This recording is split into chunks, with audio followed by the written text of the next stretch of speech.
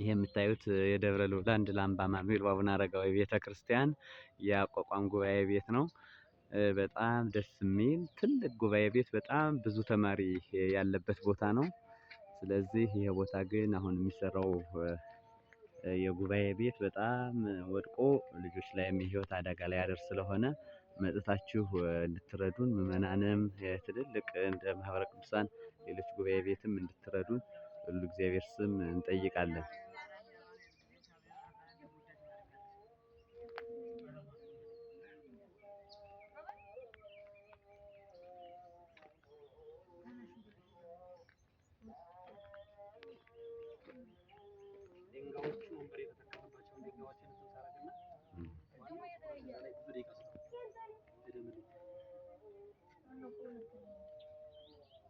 መልእክትም እንታ ማስተላለፍ ይችላሉ እንዲያግዙን ቲክቶክም እናደርጋለን።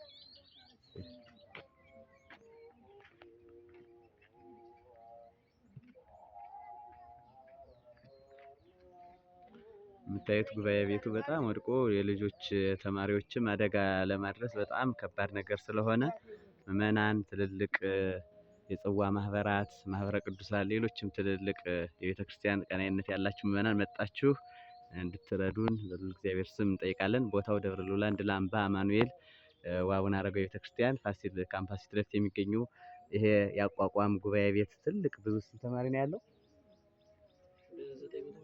ወደ 900 ተማሪ አካባቢ ይኖራል። ይቅርታ 90 ተማሪ ከዚያም በላይ ነው። አንዳንድ የክረምት እና የሁኔታዎች ይቀያየራል እንጂ ብዙ ተማሪ ነው ያለው ቁጥሩ።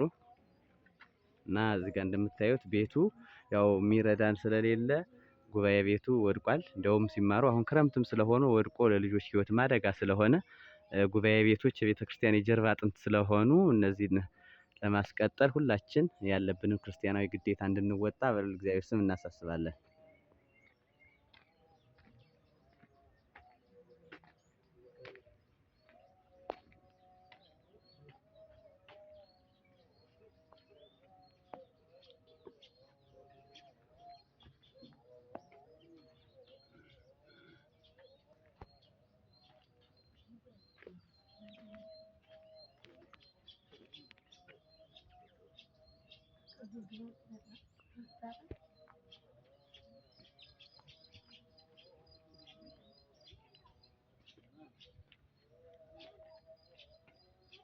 ያው የሚማሩበት ቦታ ራሱ ከውጭ ላይ በጣም ድንጋይ ነው፣ ግን የሚገኘው ጎንደር ከተማ ትልቅ የሚባል ቦታ ላይ ነው የሚገኘው። ነገር ግን በዚህ ልክ ነው ያሉት ምዕመናንም ተራራውን እየፈሩ ብዙ አይመጡም።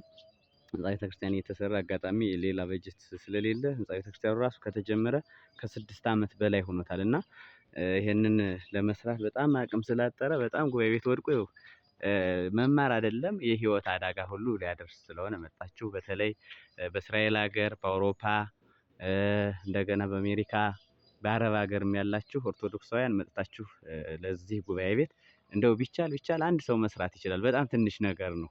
ብዙ ያለን እንደዚህ አይነት ቤቶችን ትልልቅ ጉባኤ ቤቶችን መስራት ግን የተቀደሰና መልካም የሆነ ህንጻ ቤተክርስቲያን ከመስራት ይልቅ ጉባኤ ቤቶችን መስራት ቤተክርስቲያንን ለማጽናት ቤተክርስቲያንን ለመገልገል ትልቅ መሆኑን ታውቃላችሁ። ስለዚህ እንድታግዙን። ይሄው እንደምታዩት በጣም ወድቋል። በጣም አስቸጋሪ ላይ ነው ያለው ጉባኤ ቤቱ። ስለዚህ መጣችሁ እንድትረዱን ነው።